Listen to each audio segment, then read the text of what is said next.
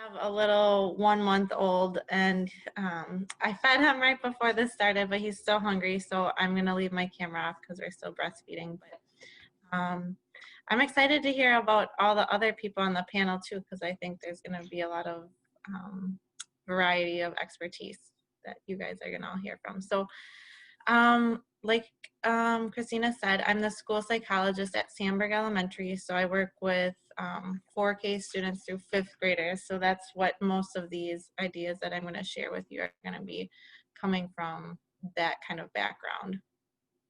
So I had 4 or 5 different tips that I'll share with you all. And the first one really is during this time, the biggest thing is just allowing your child to like express their feelings, any feelings they have, and just reaffirming them, validating them, knowing that change is hard. A big thing we like to do with our students is like show multiple ways of expressing those feelings. So maybe like acting out the feelings, drawing the feelings, dancing their feelings, just any way that you can get your children to express how they're feeling, and then reaffirming that for them, I think is like the biggest number one tip I would have for thinking about the students getting ready to go back to school. um, the second thing is when the students are like maybe feeling anxious or sad or some of those feelings that are uncomfortable, the thing that we would do in school would be like practicing that situation and then talking about some coping skills with them. So I think someone had mentioned like mindfulness, different breathing techniques. All of those would be great to like use once you've kind of identified like what is making your child feel anxious or worried, and then going through and practicing them. I know someone had asked about maybe like a book. Like one of my favorite ones to use is Coping Skills for Kids. There's a workbook that we use with a lot of our students, and there's activities where like the kids can go outside during it or like do some crafts during them, breathing techniques, mindfulness techniques, drawing, just incorporating all the different ways of talking about those feelings. So we like using that workbook.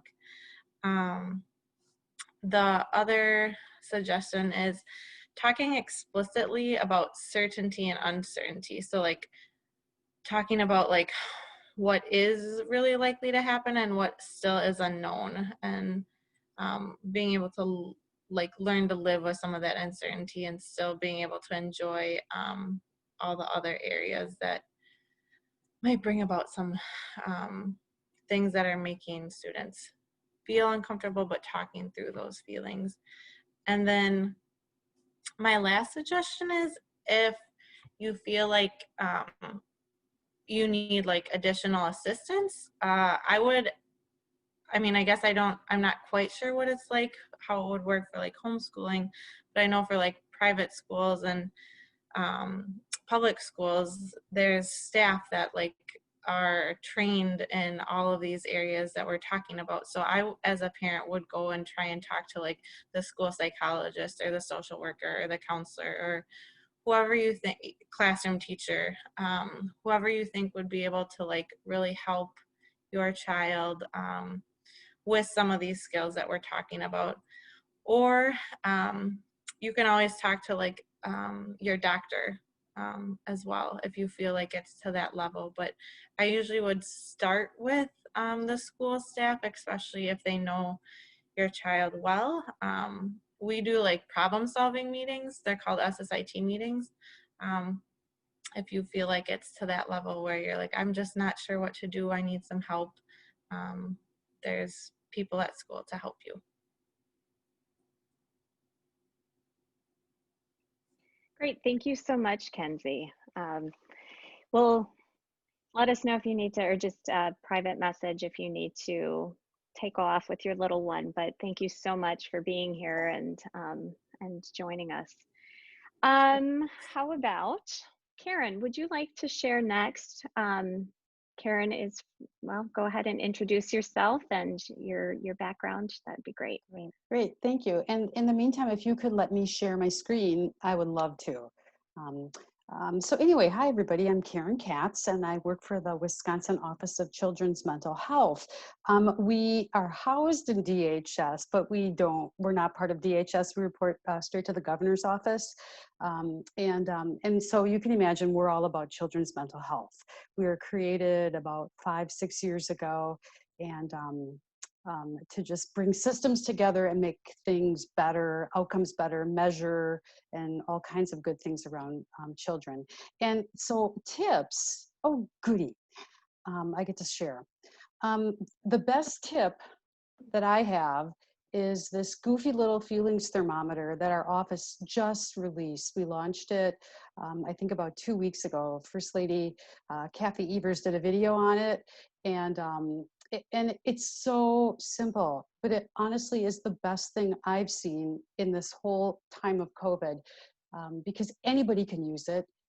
3-year-olds can use it, adults can use it, and it really just talks about how are you feeling on the left side, and then what can you do about it? Oops, I do have the waiting room, so I'm letting people in. um, and just we all obviously the educational opportunity here is to really talk to kids about, well, what do I do about how I'm feeling? You know, we obviously want to be here in the calm region, but what if I'm feeling like here, anxious, worried, or unsettled, or, we don't want to get to the red zone, angry, furious. So really to be thinking about and educating not just children, but adults and parents that I really can control my emotions. And something as simple as this can help. And we got research behind these kinds of tools that show even just knowing it and realizing that you can control your emotions works. Okay, so I would really encourage everybody. This is actually, now I'm going to try something here and see. Do you see our website now? Oh, that's so cool. So here's our website, and I'll put this in the chat box too. So we have, we're at children.wisconsin.gov, and I'll put it in the chat box. And then you can click on the front page, Feelings Thermometer. But here is a bunch of information about it. And what's really neat, here are the files. So you can print it, you can download it and print it. We have a Spanish version too. These JPEGs and PNGs are shared on your social media. We really, the more people that learn about this, the better. But here's some really great tools then, or suggested tools, like how parents, grandparents, family members, how they can use it, the feelings thermometer, and check in with their kids, how teachers and school social workers can use it, and then how children can use it too. And really, it's the best thing you can do is print it and put it on your refrigerator. We actually launched it as a magnet, and within 48 hours, we had so many requests that we can't even possibly begin to meet those requests. So for bigger organizations, I can provide print files, and if people want to print it themselves in a magnet, and I can help point them in directions to do that. But the really neat thing about it is it can be an educational tool, not just to help curb your emotions, but to be an educational tool. And just a couple other quick tips then. Self-care, that's maybe something that this group won't think about so much because we're all into being the best parent we can be. But you really can't be the best parent if you're not taking care of yourself. So know when you need a break, know when you need to take a deep breath, and know what you need to make you the best person you can be. And then the whole idea I talked about education in terms of educating people that you can control to a certain extent your emotions. We have another great tool on our website. It's called the Youth Mental Health Crisis Access Card. And that's all about a little wallet-sized card that will educate youth who tend to have mental health challenges or escalate, to print a card and write on the card 3 things that will help you calm down. And you could show that card to people then if you find yourself in a situation where you are escalating. Really is all about the kids who truly struggle with those issues, and so that they don't end up in the backseat of a police vehicle or in an ER with a bad experience. So again, a lot of what I'm talking about is tools to use yourself, and the kids can use themselves to manage and regulate. Then I'll stop with that. Thank you so much. Those are great. And I will do a follow-up email as well with all of the resources shared. So thank you. Thank you very much. I'm going to reclaim host here. And let's see, how about Carolyn? How would you like to go next? Hi, everyone. I'm Carolyn Cook, and I am a licensed professional counselor and have been for 16, almost 17 years. My family moved to Wisconsin almost 7 years ago, and I took a short break from practice during that time. And for almost 3 of those years, I was the children's ministry coordinator at the DeForest location, where I got to know Christina really well. And I've been back in private practice for almost 2 years now. And my family consists of my husband, Matt, but we also have 12-year-old twin boys and a 7-year-old daughter. And my voice is a little bit hoarse because I've been working all day, and in person we have to wear a mask and I'm shouting. And then also half is virtual through telehealth, which has been an amazing option during this time. So, excuse me. But we all want to help our children navigate life well. We want them to navigate crisis well. And this includes emotionally, physically, and spiritually. And the good thing is we are our kids' best resource. And so that's you. You're going to model emotions and behavior. You're going to reassure, you're going to validate, and those are all things that you can do. So just knowing that you are your kid's own best resource should feel like a win for you, because you already know your kids better than anybody else. You're their expert.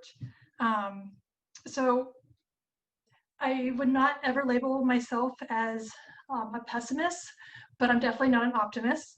So this time has just been really even trying for myself. But like what was mentioned before, you have to take care of yourself before you can take care of your kids, right? And especially because they're relying on us. And the number one factor in preventing the toxicity of stress in our kids is the presence of a supportive and nurturing caregiver. And that's you, and that's what you're able to do. And so the biggest thing right now is support and that nurturing. And that's going to promote resilience for right now. But I just think about our kids, and this is where I become more of an optimist. Like this generation right now, I don't think it's going to flop. I really think they're going to be so resilient, and they're going to be able to navigate so many things that life throws at them. And just part of it is just how we're going to help get them through it. But right now, I just want to share 3 R's with you that I heard about probably a year or 2 ago, and I actually pulled it back up probably in May, because I was like, I need to remember this for myself. But these 3 R's are reassurance, routines, and regulation. So the first one with reassurance, the adults should reassure children about their safety, reassure them about the safety of their loved ones, and also tell them that it's the adult's job to ensure their safety. Take that pressure off of the kids. You've already bonded with your kids, you've already attached with your kids, so they're looking at you for that reassurance. And this is not a one-time thing. Like, I want to remind people that some kids are going to need this over and over and over. And even some kids that you think, oh, we've already had that conversation, they're feeling fine. Keep on checking in. Keep on checking in. The second one would be routines. And this provides children with a sense of safety and predictability. Kids often act up when they're not having a predictable schedule, or the expectations aren't out there. So have a team meeting, a family meeting, and let them know what the routine is and the expectations, but also ask for their input as well. That includes what regular bedtimes will look like, regular meal times, chunks for a daily schedule for learning and play and daily walks. So just getting that routine, not only for the kids, but for us too, like so important. And then the third one, adults should be supporting the development of regulation. So we all know what it looks like when someone's dysregulated, right? They're stressed out. It's just not a good situation. But to manage these reactions of feeling stress is to regulate. So that would include learning and engaging in activities like exercise, deep breathing, mindfulness, which later you guys are going to hear from Erin Sadler. And she is like, you're an amazing guru. I'm so excited to hear you speak. My daughter, who's 7, will still talk about some of the things that Erin talks about that she has learned in kindergarten and first grade from Erin. So we're very privileged to have you next. Thank you.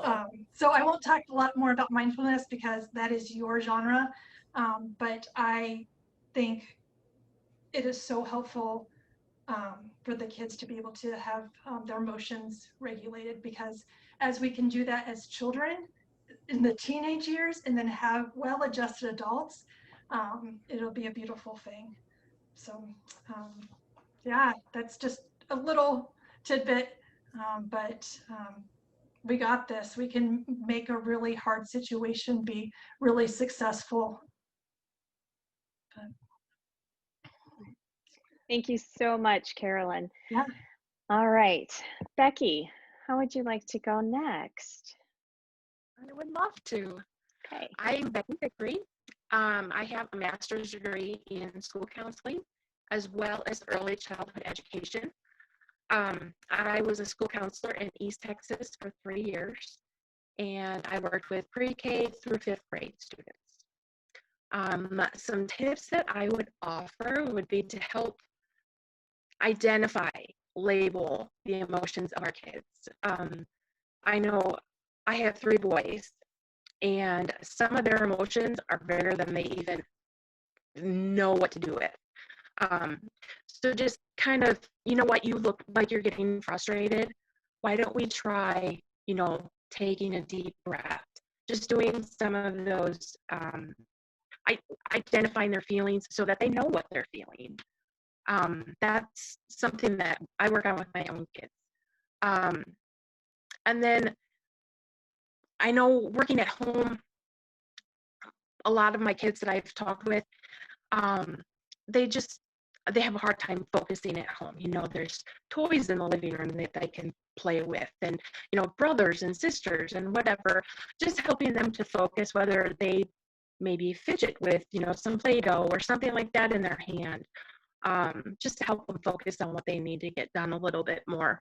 And that's okay for them. They can do that in school too. Just another tool for that. And I would say making sure that the kids are getting outside, getting fresh air and sunshine, just to keep their mental health up. And then exercise is great for the mind right now. Fresh air, playing, having fun. It's okay for them to have some fun. Those are my 3 big tips for right now, I think.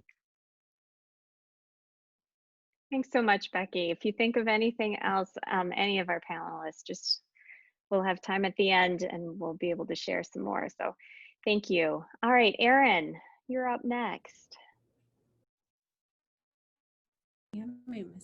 Hi, everybody. I'm Erin Sadler. I, too, Christina, we have some in common because back in the day, I was kindergarten, first, second. I even taught 4K for a while, so I have the whole gamut. Then I went up to 3rd grade, and I was like, whoa, they do everything so independently. It was so cool. And then I ventured into middle school for a short amount of time, and I was like, I missed all these kids.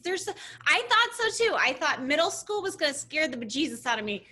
But I'm telling you, those kids are so cool. I was like, oh, I missed the boat with middle school. It was too late. So I'm a teacher. I am a mindful coach. I'm a health and wellness coach, and I'm a brain health coach. So my jam is to show people how mindfulness, social emotional awareness, and how their brain works all come together, so that when kids understand how their brains work, it helps them to understand how they can use self-regulation.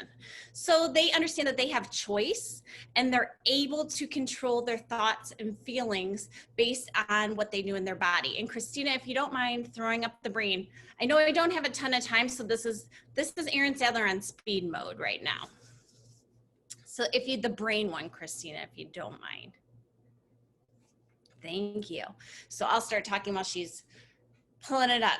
So I think something that's so great when kids understand this and when grown-ups understand this and when you're a parent and you understand this, this helps you help your child so much. So everything that we think, everything that happens to us, every action we do in our bodies comes into us as a feeling. So our body is responding either by increased heart rate, or we sometimes get, if you've ever had an uncomfortable conversation with somebody, you might feel clammy or you might get flushed. All of your body is constantly giving your brain information. And so everything we do comes right up through our body and gets sent straight to that first picture of the brain, that amygdala. And your amygdala is your emotional response center in your brain. Now, the really crazy thing about how big this is, especially when you think about kids and regulation and meltdowns, that amygdala is the size of an almond. So that's almond sometimes is running our entire lives as parents. You just think that little almond size in the brain is really causing this huge thing about shoes not being tied and us not getting out the door, but it really is. So when that feeling travels up, it hits the amygdala, which is our emotional response center with the rest of our limbic system. And depending on how we respond and how we're able to regulate dictates how much use of our prefrontal cortex, that's the last picture, we're able to use. And our prefrontal cortex is our thinking part of our brain. That's our logical thinking skills. That's our ability to focus lies in there. Our empathy, our ability to make connections with others, all is in some of that prefrontal cortex area. So when we feel a stress response, when we feel that fight or flight kick in, our amygdala sort of goes on to hyper overdrive because it's trying to keep us safe. It's trying to keep us well cared for. It's an emergency reaction we're having. The problem is we're not running into too many emergency situations in today's world. We're running into perceived emergency situations. But it doesn't matter because our body has that same stress response. In the middle of that picture there, that ACC. So this is the cool thing I teach kids. That ACC is like a drawbridge. And when you have a huge emotional response, when you're in fight or flight with your amygdala, your ACC wants to keep you safe and get you out of danger. So that drawbridge closes.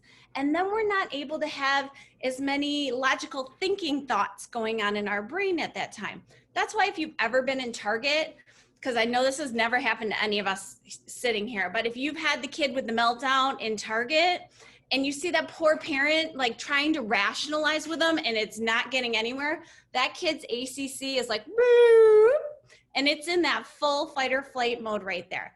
And one of the best things we can do to open up that drawbridge is to breathe. Mindful breathing is one of the fastest, easiest ways to get that self-regulation skill. Because what you do when you breathe is you send that response to your central nervous system that I am calming down. So, okay, Christina, you can take that slide off if you don't mind. So one of the biggest things I hear from parents is, how do I get them to breathe? Because the moment I say breathe, they're like, I don't want to breathe. And the reaction gets bigger. So one of the fun things I teach over at the Rooted Family, which is that go to the Rooted Family and get all the free resources you can. But one of the fun things I love is teaching kids how to do breathing in a fun way, almost like sneaking broccoli into brownies. If you've ever put some veggies in your kids' stuff, that's what we're doing, so that they're not even really realizing that they have started that breathing, because it will take over for their central nervous system. So I want everybody, I can't see everybody, but I'm just going to guarantee that you're doing this with me. So I'm going to teach you a really quick one. So everybody get your 2 index fingers out. Those of you I can't see, thank you. Because it's really silly if I'm just doing this by myself, I will tell you. And then you have cartilage right here on the inside of your ear. Can you feel it? Okay. So just like in kids, when you're like, you have a part like a shark right here. So find your shark part. They're like, what? I'm like a shark. So you're just going to gently push on that. That is a pressure point in right there. So you don't want to push too hard, but just give it some pressure. We're going to take a big deep breath in, and on the out breath, you're going to breathe like a bee. So you're going to make a humming noise, and you're going to let that humming noise go for as long as that breath can come out. Okay, everybody ready? All right, here we go. You'll only hear me because you're all on mute, so don't worry about it. Here we go.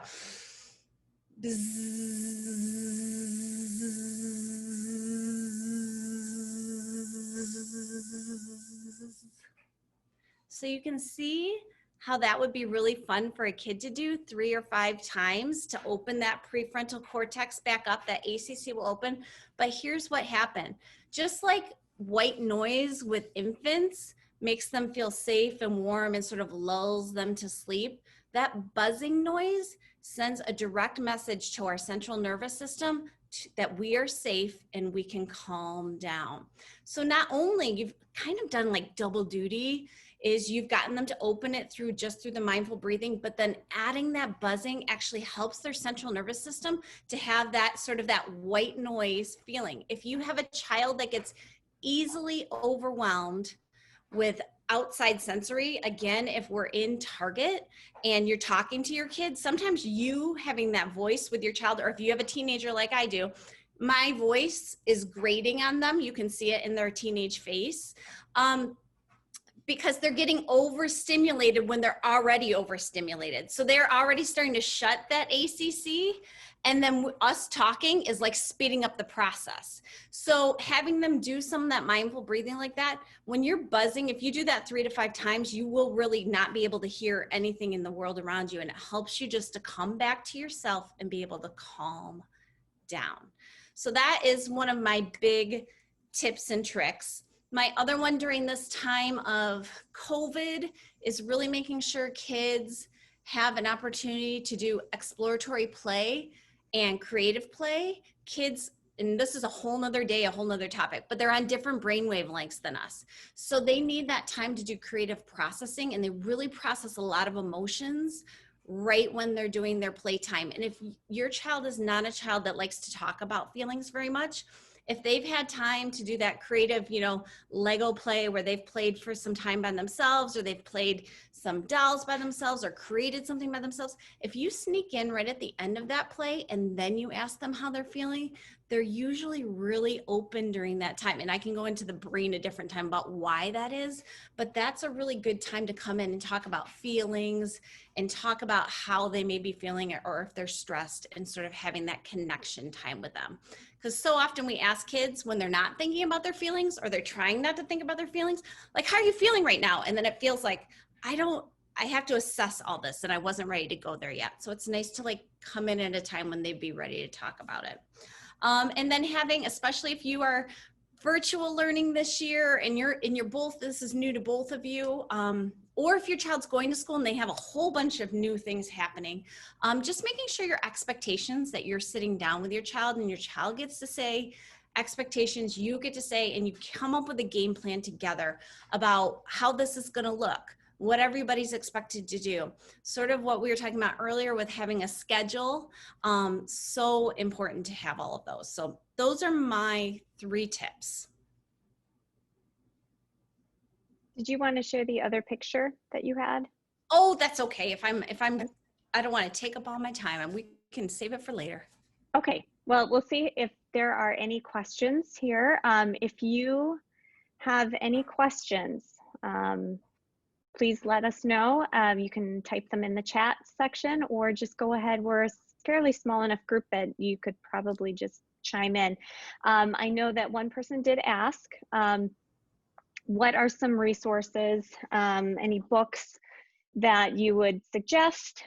So if anybody, any of our panelists have any books that you would highly recommend for parents during this time, please share them.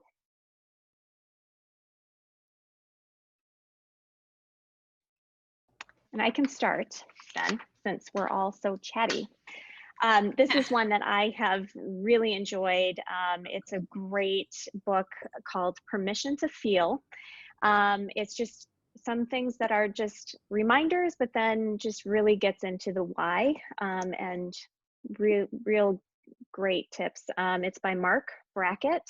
He is the director of the Yale Center for Emotional Intelligence. So I'll include that in a list of resources as well when we send a follow-up email to you guys. Any other resources that you guys can think of or have used or recommend?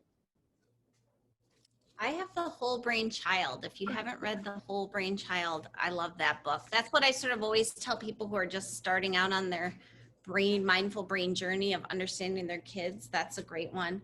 And then for kiddos, this one just came out and it's called Find Your Calm. And it's a mindful approach to relieve anxiety and grow your bravery. So it talks a little bit about that resilience that Carolyn was talking about, and how to grow that growth mindset too. So it talks about how to do that a little bit through mindful techniques. So that was a good one for kids that just came out not too long ago. Great.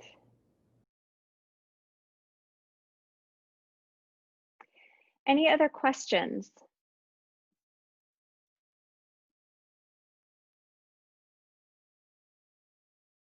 You can just jump in.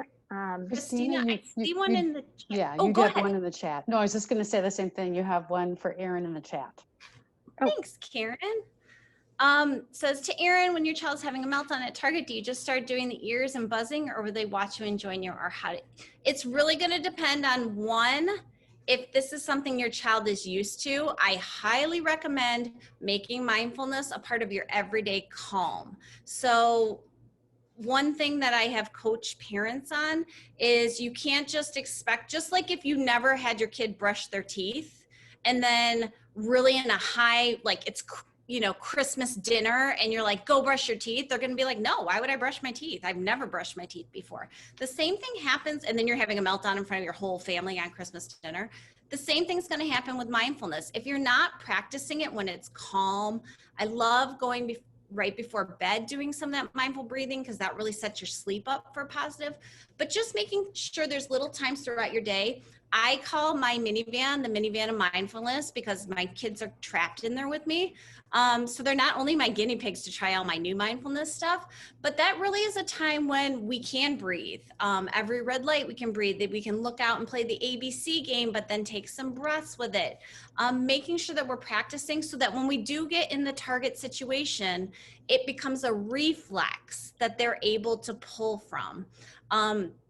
That is a huge one. So asking your child to do it when they haven't practiced isn't, to me, isn't quite a fair expectation to have. But when you've practiced it, yeah, if they want to do the bee with you right there in Target, they might be so overstimulated by being in Target that the best thing you can do is wheel right out to your car. If they're in the cart, keep that wheel going and just go straight out to your car and then, you know, come back in. I do remember one time when mine were really little, I literally put everything up on the counter and we just went and I just wheeled the cart out. And then it was maybe 30 seconds of breathing and we came back in, we have a great rest of the day. But that's better than dragging somebody to the car too. So that's what I would say. I would say do that practice in the regular everyday life of yours as much as possible. And I always say, if you're just starting out and you tend to forget, set a timer on your watch or your iPhone or on the microwave and make it a game. Like everybody freezes when the timer goes off and you do some practice of breathing. Does that help? I hope that helps. Yes. Very helpful. Thank you. Yes. And then, Ines, yes, we will be, we are recording this, so we'll be able to get the link to you and rewatch this. Another question is to our school counselors in the schools, what problems are you taking note of from your students during COVID?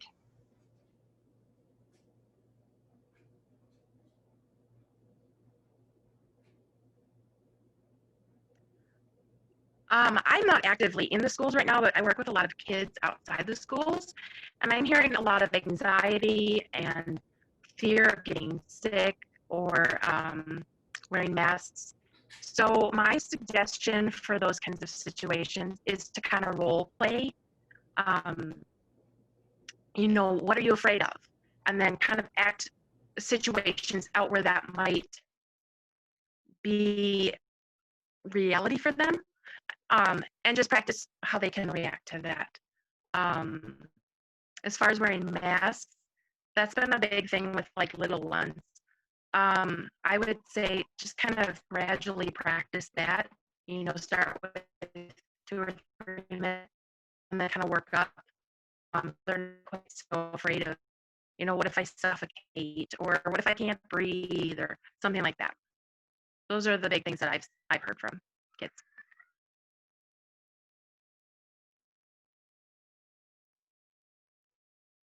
Erin or Carolyn, have you come across any issues specifically COVID related in working with kids? Yeah, I would say the social interaction piece is a big thing, as well as how to handle disappointment. And for handling disappointment, a couple little notes that I jotted down was to listen and validate. I use the word validate a lot because you can't validate enough. You can always do more. Provide perspective, like this too shall end. Seeking solutions. So a child's really sad about their birthday party being missed, right? So a solution would be to arrange a car parade to go by, or a Zoom birthday something. So it's not the same, but some type of solution. Give a sense of control. What can they control? What project can we get really involved in, that creative side? Let's see, give permission to grieve. Like I've had to give myself permission to be, grieving and be sad. And, sometimes I just realize like how young our kids are. At 7, 8 years old, this is the first really big loss potentially for some kids. And they can't necessarily name it. So I appreciate earlier, I think Becky was talking about giving names to emotions and being able to identify that way. But give them space to be sad, but then also be able to wrap back around of what are we going to do about it? What is in control? And just encourage communication with your child, and don't wait for your kids to come to you, because they may not. Just sit on the edge of their bed and check in with them, and just keep on checking in. And then like the younger kids, I think it was Kenzie earlier, one of the things to draw pictures, write a story, how they're feeling, because every kid's going to be able to communicate differently. But yeah, disappointment and then lack of social, being with friends have been like the biggest things that I've heard with the kids.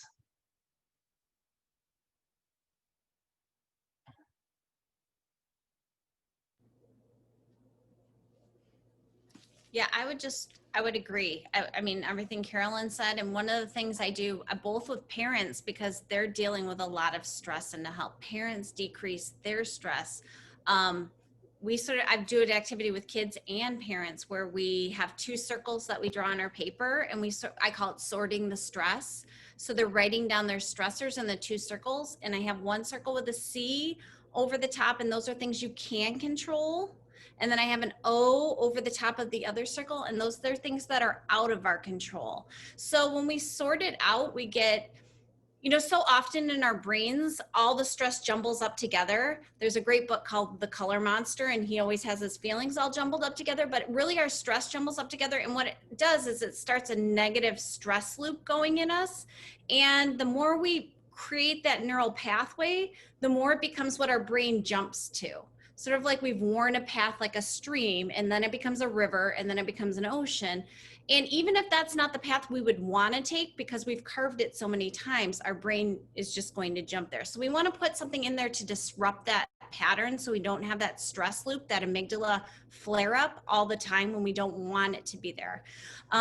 So when we look at things that are C, in our control, and then we look at things that are O, out of our control, we can help kids. The C's are things that we can make a small actionable step about. And I'm talking baby steps, but with every C, there's something that we can do. And that helps kids and grownups take back ownership. I can do something about that stress. And all I say is write it on your calendar for grownups. Do 1 small actionable step and schedule it in so you actually do it. And you can help kids do that. And that will open, when you do that with your kids, that opens up the line of communication between you and them about what the stress is and how they want to handle it. So we're not their fixers, because we might not fix it the way they need it to be fixed for themselves. So that opens our listening ears and stops that parent reflex of like trying to solve the problem because you want their feeling to get better really fast because you don't want them to be sad. And what Carolyn was saying is sometimes they need to be sad, And when they hit that little uncomfortable, then they'll figure out how they want to fix it. So they can communicate that with you. And then you come up with a plan together, which is such a beautiful thing because you're helping them work towards that regulation. And then when the out of controls, I teach a 5x5 release. So it gives the kids a mantra, or the parent a mantra or a saying, that every time that stress loop, that's something that we can't have in our control, pops up, we're going to repeat that mantra to ourselves. I always say in the morning, whatever your biggest stress is, we're going to take 5 breaths. And after each breath, you're going to say that mantra. I choose to release that today. I choose to think about that differently today.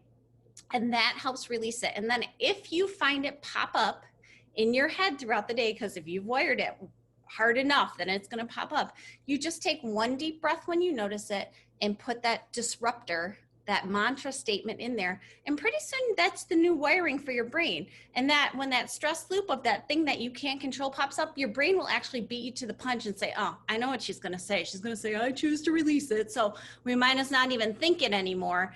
And then it starts to believe that you have chosen to release it, and it releases it. So teaching kids those 2 things so they have control of the stress and can do something to change it. Sorry, that was a very long-winded answer, but I wanted to get it all in. No, that was fantastic. And I was just going to ask you, Erin, with the Rooted Family, what kind of resources do you have for our community and for families out there? Let us know about a little bit more about what that is. Well, I love to give it. So there's tons of free resources. You can go over there, and I have lots of free resources. Really, when you look at brain research, there's about 8 brain builders that can help your kid boost their neurotransmitters. So if they are feeling stressed, or they do have some of that sadness, a little bit of depression, we can do some of that baseline boosting with their neurotransmitters. So a lot of my free resources have to do with that. I have a free book called Parenting Your Frustrated Child. That's a really helpful one too, for just identifying how your kid deals with their frustrations, and then being able to go in and help them. I either call them sparks, flames, or explosions, are kind of how kids deal with their frustrations.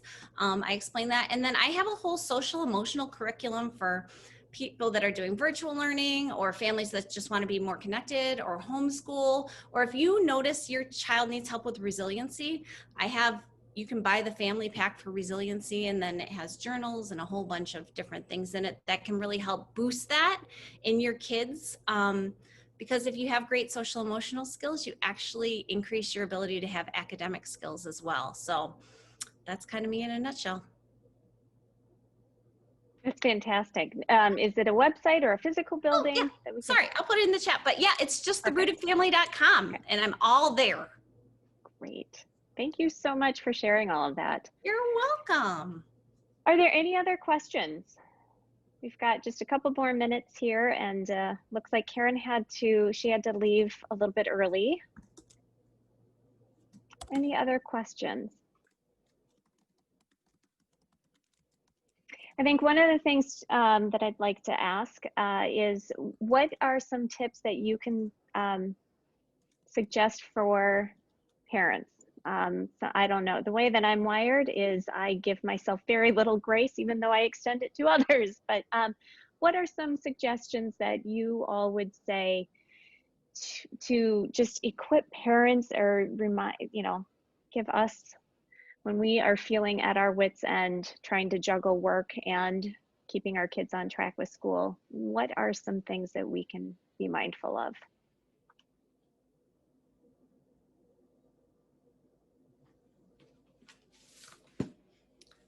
I think you hit it on the head with giving yourself grace. And I think if you can carve out a couple minutes in the morning for whatever, if you do devotions in the morning, or just some visualization or something to help ground you a little bit. I have found in my own life that was a huge help for me, to have a couple moments of quiet to sort of plan my day and think about, really set my intentions for how I want to connect with my kids. I think sometimes when we start our day and we're busy from the get-go, that disconnection between us and our families happens really quickly. So being able to set your own intentions for yourself. So I think always having a self-intention too, of some self-care time, scheduling in some time for downtime. Again, when we talk about brain wavelengths, we can't just push it in beta all the time. We got to downshift a little bit. So making sure that you are doing some reading or taking a walk in nature or just giving your brain some space to decompress some of what it's been going through, especially right now, because all of us, myself included, have stress loops right now. We got to learn ways to take some of that stress off so it doesn't become a chronic thing. I agree with Erin. Making sure that you're taking time for yourself, which I'm terrible about. Just, you know, even if it's just 5 minutes, sometimes that's just enough to kind of let yourself take a breath and kind of regroup yourself a little bit. And my husband is really good about being like, okay, go get a drink, or, you know, go sit in the backyard by yourself, or anything like that.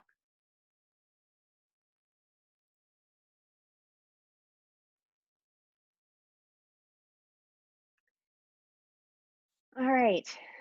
Well, unless there are any other questions, oh, I see. Let's see. Katie, would you like to share what you just sent, or would you like me to read it? Sure. I just said I've been concerned about the lack of social interaction my children have with other children during this time. They're 6 and 4. I think the 6-year-old is the one who feels it more. And we're doing pretty extreme social distancing because of my husband's medical conditions, and we're homeschooling this year. So I guess I just am wondering if there's a reason to be concerned about this lack of social interaction with other children, or if it's okay, you know, and like if we should try to do like Zoom play dates or things like that, or if it's just, I mean, they play a ton together, but it's kind of something that I was wondering about. I'll speak just briefly on that. As far as, you know, social interaction, like we're created to be relational, right? And so I think that's one of the first things that we were really craving. Even people that are introverts or homebound, like just missing that interaction. Some of the things that my family has done, for my 7-year-old, we actually got Kids Messenger on Facebook. I don't know if you've heard of this.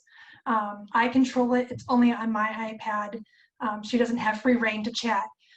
But I have arranged with a couple of her friends, one of her really good friends from church that we haven't seen, to be able to do a little play date where they chat back and forth. And I've arranged and this is at your own comfort level, but we arranged a picnic blanket with a neighbor friend.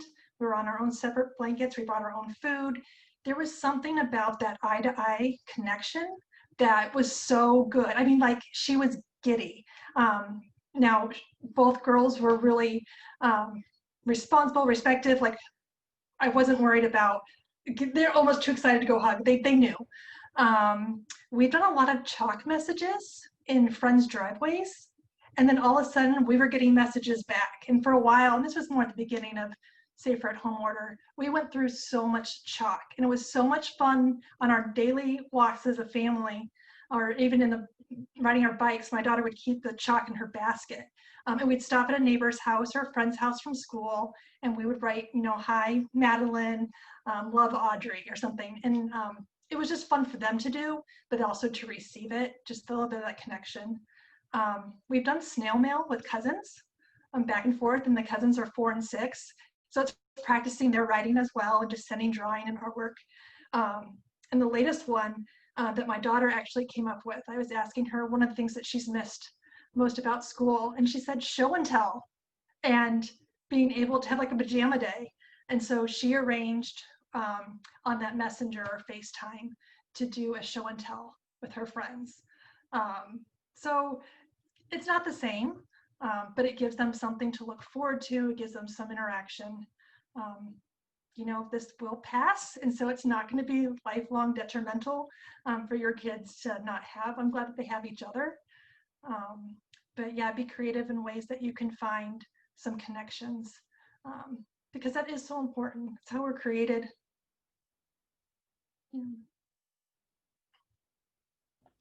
Yeah, I'm just going to reiterate everything Carolyn said, because that's 100% right. Our brains are wired to be social. So all that we're feeling when we don't get to be social is our brains sort of crying out for that. And that actually 100%, when we see kids going through that, that's creating a stress response in them because their brain is used to that. And then when they can't have it, it's a reaction in their brain. So it does create that really uncomfortable feeling in kids and grownups too. And we've done a lot of what Carolyn was talking about too. Those were great suggestions. I know for my son, his birthday happened during all of this, and we just set up, we have Messenger Kid too. We set up with some friends, and those boys, and he's 9, just built Legos together. They just and they were very much like building their own Legos on my coffee table and every other kid's coffee table in their houses, but they were just like building and talking to each other, and it just became like a very calm, easy social interaction. But you could see that spark, like you were talking about, Carolyn. You could see that spark happen. And we have to take in bike rides or walks where one family is on the sidewalk and then we're the ones walking in the road too. So or we've done across the street too, just so that the kids don't care. They can yell as loud as they can across the street. You might not want to have a conversation like that, but kids usually will be like, hey. So we've done that too, just so that they can feel like they're taking a walk with somebody. And, you got to keep your dog on one side of the road. We got to keep ours on the other side of the road, but just to have some of that connection. So yeah, I'd say face-to-face is definitely something to do, even if it's through a screen. You can go to the website, read some of what I researched about screens. But in this time of COVID, some of our social interaction is just going to have to be through screens.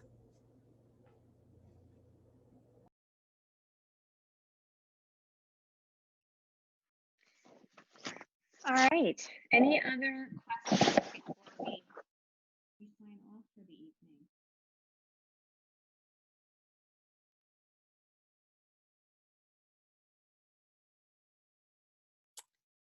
Well, can you hear me? I just unplugged my earphones just died. So there we go.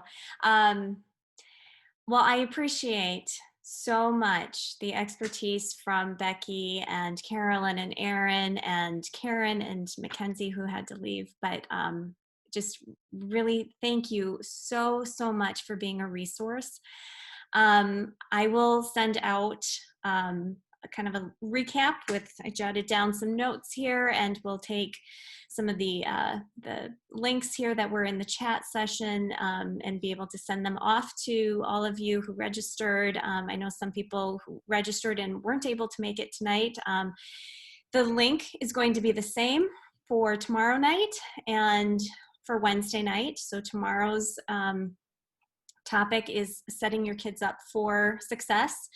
And that includes setting up a learning environment, schedules. So some of the things that we kind of talked about tonight, but in addition to like the actual physical setup and routines and things like that as well. We've got a great lineup with some PBIS staff, which is positive behavior intervention supports in the schools, and a social worker, and we've got a homeschool parent who also works, who has an amazing job with routine and schedules, and a teacher as well. So we've got a great lineup for tomorrow, and then Wednesday our focus will be on early math and literacy skills. There are a lot of things that teachers have in their back pocket that may be helpful. They're going to share some easy games and tips and tricks for you all if you happen to have a 4K through first, second grader. So thank you so much for joining us. Again, I'll send out an email, and I'll process the video here as well and make sure that you have that to recap and recap anything that we talked about. So Erin, wonderful job. Thank you so much for being part of this. Carolyn, thank you so much for being part of this. Becky, thank you. Thanks for organizing. So yeah, important. thank you so much. All right. Well, everybody, it's 8 o'clock on the nose. So thank you and have a great night. We hope to see you tomorrow. Good night. Bye, everybody. See you, everyone. Thank you.